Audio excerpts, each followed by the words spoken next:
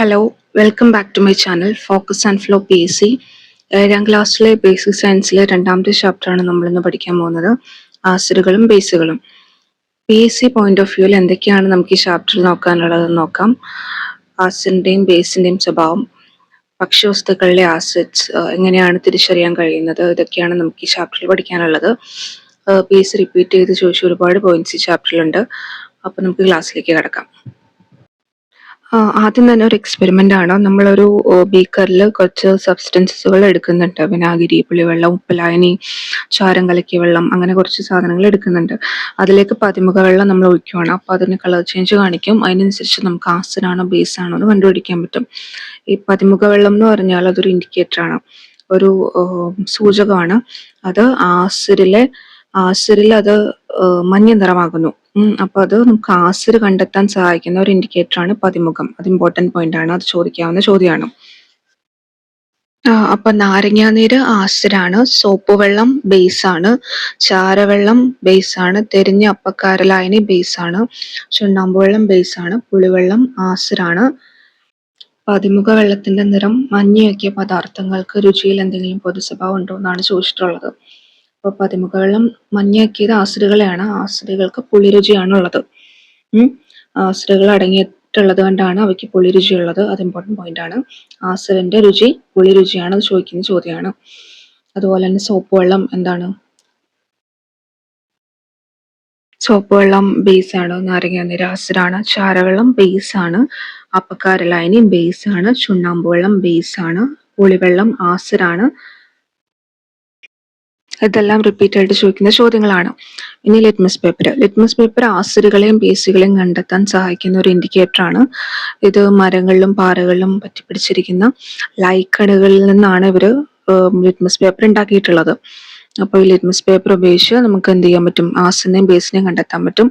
ഈ litmus paper നീല litmus paper acid ആണെങ്കിൽ അത് ചുവപ്പ് നിറമാവുന്നു. ഇനി ചുവപ്പ് ലിറ്റ്മസ് പേപ്പർ ബേസ് ആണെങ്കിൽ എന്ത് നിറമായി മാറുന്നു? നീല നിറമായി മാറുന്നു. ഇനി വിനാഗിരി ഒരു ആസിഡാണ്, അതുകൊണ്ട് അത് നീല ലിറ്റ്മസിനെ റെഡ് കളറാക്കി മാറ്റുന്നു. ഇനി റെഡ് ലിറ്റ്മസിനെ റെഡ് ആക്കി തന്നെ വെക്കുന്നു. നാരങ്ങാനീര് ഒരു ആസിഡാണ്, അതുകൊണ്ട് അത് നീല ലിറ്റ്മസിനെ റെഡ് ആക്കി മാറ്റുന്നു. ഇനി ചുണ്ണാമ്പ് വെള്ളം ഒരു ബേസ് ആണ്, അതുകൊണ്ട് അത് നീല ലിറ്റ്മസിനെ ബ്ലൂ ആയിട്ട് തന്നെ വെക്കുന്നു. റെഡ് ലിറ്റ്മസിനെ ബ്ലൂ ആക്കി മാറ്റുന്നു. ഇനി ആസിഡുകളും ബേസുകളും. നീല ലിറ്റ്മസിനെ ചുവപ്പാക്കുന്ന പദാർത്ഥങ്ങൾ ആസിഡുകളാണ്, ചുവപ്പ് ലിറ്റ്മസിനെ നീലയാക്കുന്ന പദാർത്ഥങ്ങളാണ് ബേസുകൾ. നിറം മാറ്റത്തിലൂടെ ആസിഡിനെയും ബേസിനെയും തിരിച്ചറിയാൻ സഹായിക്കുന്ന പദാർത്ഥങ്ങളാണ് സൂചകങ്ങൾ. ലിറ്റ്മസ് പേപ്പർ അതിനൊരു എക്സാമ്പിൾ ആണെന്ന് നേരത്തെ പറഞ്ഞായിരുന്നു. ഇനി ആസിഡിനെ തിരിച്ചറിയുന്ന ഒരു സൂചകമാണ് ചെമ്പരത്തി. അതുപോലെ തന്നെ ബേസിനെ തിരിച്ചറിയുന്ന ഒരു സൂചകമാണ് മഞ്ഞൾ. പതിമുഖം ആസിഡിൽ മഞ്ഞ നിറമാകുന്നു. ആ 3 പോയിന്റ്സ് ഇമ്പോർട്ടൻ്റ് ആണ്. ഇനി ലാബിൽ നമുക്ക് കുറച്ചും കൂടെ വീര്യം കൂടിയ ഇൻഡിക്കേറ്ററുകൾ അവൈലബിൾ ആണ്. എക്സാമ്പിള് ഫിനോഫ്തലീൻ, മീഥൈൽ ഓറഞ്ച് പോലുള്ളവ. ഇനി വിനാഗിരി ഫിനോഫ്തലീനിൽ കളറൊന്നും തരുന്നില്ല, മീഥൈൽ ഓറഞ്ചിൽ പേൽ റെഡ് കളർ കൊടുക്കുന്നുണ്ട്. ചുണ്ണാമ്പ് വെള്ളം ഫിനോഫ്തലീനിൽ പിങ്ക് കളർ കൊടുക്കുന്നു.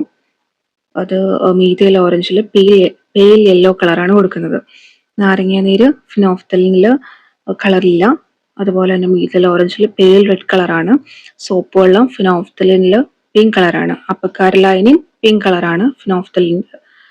മീഥൈൽ ഓറഞ്ചിൽ സോപ്പ് വെള്ളം, അപ്പക്കാരലായനി പെയിൽ യെല്ലോ കളറാണ്. ഫിനോഫ്തലിൻ ആസിഡിൽ നിറമൊന്നും കാണിക്കുന്നില്ല, ബേസിൽ പിങ്ക് കളറാണ്. അതുപോലെ തന്നെ മീഥൈൽ ഓറഞ്ച് ആസിഡിൽ ഇളം ചുവപ്പ് അല്ലെങ്കിൽ ഇളം പിങ്ക് കളറാണ്, ബേസിൽ ഇളം മഞ്ഞ കളറാണ് കൊടുക്കുന്നത്. എല്ലാ ആസിഡുകൾക്കും പുളി രുചിയാണുള്ളത്, എല്ലാ ബേസുകൾക്കും കാര രുചിയാണുള്ളത്. രുചി ചോദിക്കാറുള്ള ചോദ്യം കേട്ടോ. ആസിഡുകൾക്ക് പുളി രുചിയാണ്, ബേസുകൾക്ക് കാര രുചിയാണ്. ഇനി സാർവിക സൂചകം എന്ന് പറഞ്ഞാൽ ഒരേ സമയം ആസിഡിനെയും ബേസിനെയും കണ്ടെത്തുന്ന സൂചകമാണ് സാർവിക സൂചകം. അത് നമ്മൾ എടുത്തിട്ടുള്ള ദ്രാവകത്തിന്റെ തീവ്രതയും സ്വഭാവമൊക്കെ തിരിച്ചറിയാനും സഹായിക്കുന്നു. പിന്നെ കളർ ചാർട്ട് ഉപയോഗിച്ച് ദ്രാവകത്തിന്റെ തീവ്രതയും സ്വഭാവവും നമുക്ക് കണ്ടെത്താൻ സാധിക്കുന്നതാണ്. പുളിരുചി എന്നതിന് ലാറ്റിൻ ഭാഷയിൽ അസിഡസ് എന്നാണ് പറയുക. ഇതിൽ നിന്നാണ് ആസിഡ് എന്ന പദം ഉണ്ടായിട്ടുള്ളത്. ചിലപ്പോൾ ചോദിക്കാം. ഇനി നെല്ലിക്കയിലും ആസിഡ്. നെല്ലിക്കയിൽ ധാരാളം വിറ്റാമിൻ സി അടങ്ങിയിട്ടുണ്ടെന്ന് നമുക്കറിയാം. അപ്പോൾ വിറ്റാമിൻ സി എന്നത് എന്താണ്, അസ്കോർബിക് ആസിഡ് ആണ്. അപ്പൊ ഇതില് ഈ അസ്കോർബിക് ആസിഡിന്റെ പ്രസൻസ് ഉള്ളത് കൊണ്ടാണ് നമുക്ക് നെല്ലിക്ക കഴിക്കുമ്പോൾ പുളി അനുഭവപ്പെടുന്നത്. ഇനി മോര്, തൈര് എന്ത് ആസിഡാണ് അതിലുള്ളത്? ലാക്റ്റിക് ആസിഡ് ആണ്. വിനാഗിരിയില് അസറ്റിക് ആസിഡ് ആണ്. നാരങ്ങയില് സിട്രിക് ആസിഡ് ആണ്. വാളംപുളി tartaric acid, apple malic acid, നെല്ലിക്ക അസ്കോർബിക് ആസിഡ്, തക്കാളി ഓക്സാലിക് ആസിഡ് ആണ്. ഇനി പാല്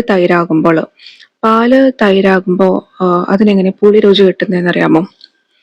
പാല് തൈരാകുമ്പം ഈ തൈരില് ലാക്ടോബാസിലസ് ബാക്ടീരിയ ഉണ്ട്.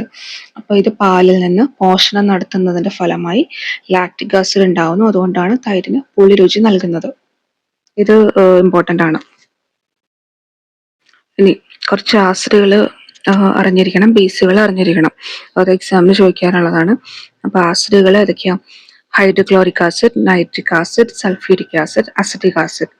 ബേസുകൾ കാൽഷ്യം ഹൈഡ്രോക്സൈഡ്, ചുണ്ണാമ്പാണ്. അപ്പം ചുണ്ണാമ്പ് എന്ന് ചോദിച്ചിട്ട് അതിന്റെ സയന്റിഫിക് നെയിം ചോദിക്കാറുണ്ട്.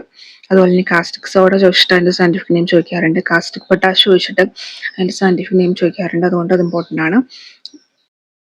കാൽഷ്യം ഹൈഡ്രോക്സൈഡ് ചുണ്ണാമ്പാണ്. കാസ്റ്റിക് സോഡ സോഡിയം ഹൈഡ്രോക്സൈഡ് ആണ്.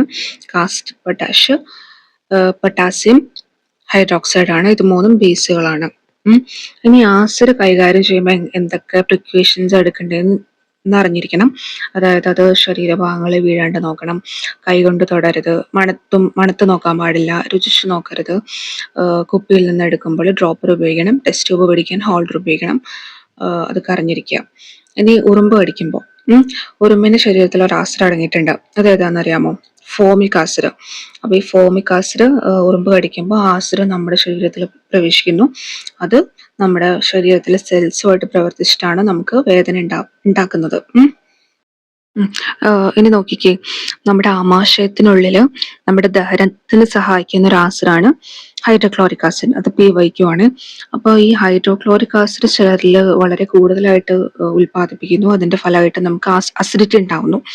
അപ്പൊ ഈ അസിഡിറ്റിയുടെ സിംറ്റംസ് എന്തൊക്കെയാണെന്നറിയോ? ആമാശയത്തിനുള്ളിൽ നീറ്റല്, നെഞ്ചരിച്ചിൽ, കുളിച്ചു തികട്ടൽ, മലബന്ധം എന്നിവയാണ് ഇതിന്റെ ലക്ഷണങ്ങൾ. ഇനി ഈ ആസിഡിനെ ആക്കുന്നതാണ് ആന്റാസിഡുകൾ. അപ്പൊ നമുക്ക് ആസിഡിറ്റി ഉണ്ടായി കഴിഞ്ഞാൽ നമുക്ക് എടുക്കാൻ പറ്റുന്ന മെഡിക്കേഷനാണ് ആന്റാസിഡുകൾ. ഇനി ആസിഡും ലോഹങ്ങളും. ഈ ആസിഡ് ലോഹങ്ങളുമായിട്ട് പ്രവർത്തിക്കുമ്പം എന്താ പുറത്തു വരുന്നത്? ഹൈഡ്രജൻ ആണ് പുറത്തു വരുന്നത്. അത് ഇമ്പോർട്ടന്റ് പോയിന്റ് ആണ്. PyQ ആണ്. അപ്പം ആസിഡുകൾ ലോഹങ്ങളുമായിട്ട് പ്രവർത്തിക്കുമ്പോൾ എന്തുണ്ടാവുന്നു? ഹൈഡ്രജൻ ഉണ്ടാവുന്നു. കത്തുന്ന വാതകമാണ് ഹൈഡ്രജൻ. ഹൈഡ്രജൻ കണ്ടെത്തിയത് ഹെൻറി കാവൻഡിഷ് ആണ്. ഏറ്റവും ഭാരം കുറഞ്ഞ വാതകമാണ് ഹൈഡ്രജൻ. ഹൈഡ്രജൻ നമ്മൾ ഇന്ധനമായിട്ട് ഉപയോഗിക്കാറുണ്ട്. ഭാവിയിലെ ഊർജ്ജ വാഗ്ദാനമാണ് ഹൈഡ്രജൻ. വെള്ളത്തിൽ നിന്ന് ഉൽപ്പാദിപ്പിച്ചത് എന്നാണ് ഈ ഹൈഡ്രജൻ എന്ന പദത്തിന്റെ അർത്ഥം. അപ്പൊ ഇതൊക്കെ കുറച്ച് അറിഞ്ഞിരിക്കേണ്ട പോയിന്റ്സ് ആണ്. ഹൈഡ്രജൻ ഇമ്പോർട്ടന്റ് ടോപ്പിക് ആണ് PSCയുടെ.